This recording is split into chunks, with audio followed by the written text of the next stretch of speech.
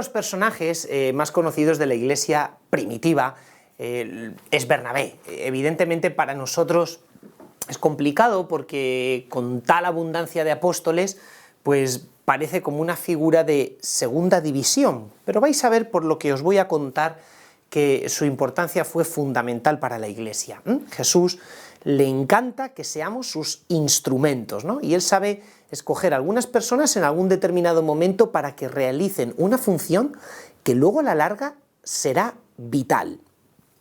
Bernabé era natural de la isla de Chipre y él pertenecía a una de las familias más importantes de Israel, porque era levita o de estirpe sacerdotal. En el templo de Jerusalén no cualquiera podía servir en las funciones sagradas, necesitabas pertenecer a la tribu de Leví. Y fue una de las primeras personas en abrazar la fe cristiana. Él rápido se traslada a Jerusalén, porque sus oficios sacerdotales así lo requerían, y allí conoce la fe naciente.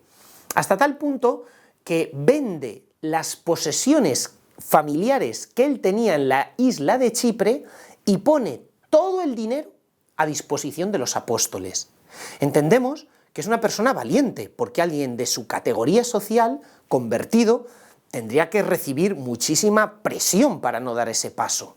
Y además, el venderlo absolutamente todo, sin quedarse sin ningún respaldo económico, indica hasta qué punto él quería quemar los barcos para no dar marcha atrás en su vida. Le había entregado la vida a Jesucristo al 100% y no había marcha atrás, O sea, había emprendido un viaje hacia el Señor y no se quería jamás volver hacia las cosas del mundo.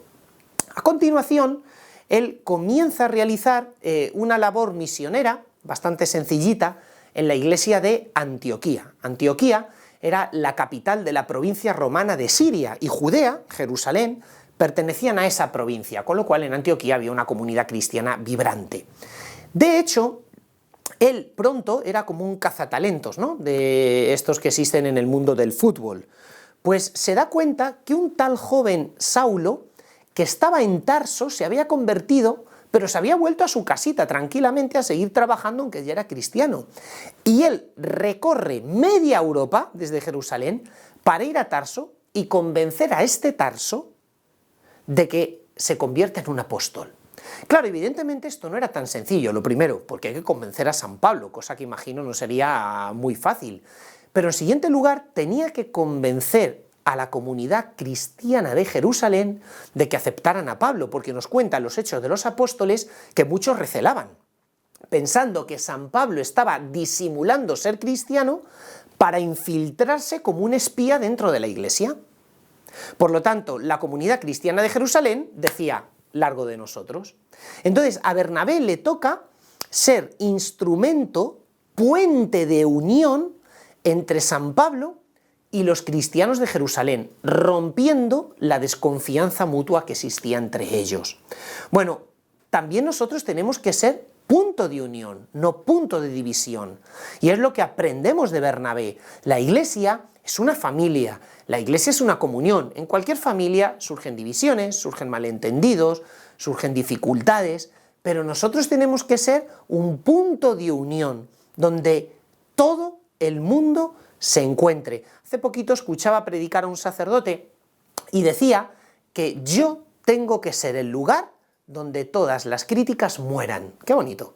Cualquier persona escucha una crítica y se la cuenta a otra, la va pasando de uno a otro. Pues tú tienes que ser el lugar donde todas las críticas mueran. Y así fue Bernabé. De hecho, él logró que la iglesia de Jerusalén no simplemente aceptara a Pablo, sino que le encomendase la primera misión apostólica de llevar el evangelio precisamente a Chipre. Y Bernabé se convierte en ese momento en el tutor de un Pablo joven, de un Pablo todavía un tanto atemorizado. Y más bien se suele decir que Bernabé fue compañero de viaje de San Pablo en el primer viaje apostólico de San Pablo, pero es al revés. O sea, es Bernabé el que va a evangelizar Chipre y se lleva a San Pablo como compañero.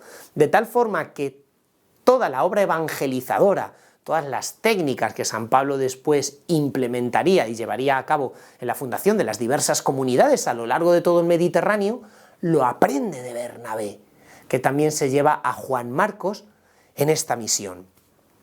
Tenemos bastantes datos de la literatura cristiana primitiva que aseguran que Bernabé escribió la carta a los hebreos. Sabéis que la carta a los hebreos es una carta del Nuevo Testamento que es anónima porque las ideas o el trasfondo de la carta, digamos que el contenido destila teología de San Pablo, pero el lenguaje no es de San Pablo.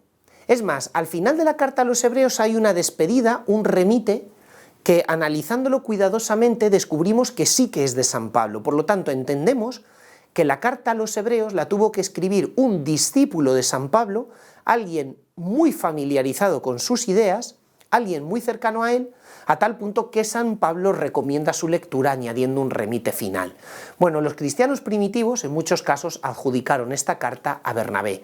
No en vano, la carta a los hebreos reflexiona sobre el sacerdocio de Jesús y sobre la liturgia del templo de Jerusalén, el antiguo culto judío, que encuentra su plenitud o cumplimiento en el sacrificio que Jesús hace en la cruz. Decidme, ¿quién mejor que un cristiano de clase sacerdotal de la tribu de Leví, que había servido en el templo de Jerusalén y que además era compañero de Pablo, para escribir esta carta, ¿eh? De hecho, aunque no aparece firmada, la mayor parte de los cristianos de los primeros siglos era Vox Populi, que había sido escrita por Bernabé. Por lo tanto, él también nos ayuda a encontrar en Jesús el cumplimiento, la plenitud de todos nuestros anhelos.